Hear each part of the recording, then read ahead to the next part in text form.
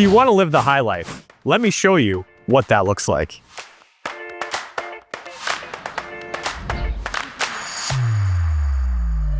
Talk about location. You get a bird's eye view of the new hockey arena, the Saddle Dome, the Stampede ground, since you're situated on the 32nd floor, not to mention panoramic views, floor to ceiling windows, loads of natural light, 2 parking spaces, and you get to sit here and watch the beautiful sunrise while you sip your coffee in the morning.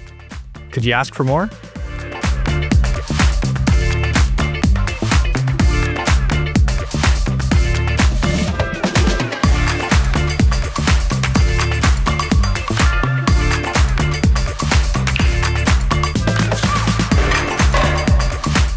Welcome to the High Life.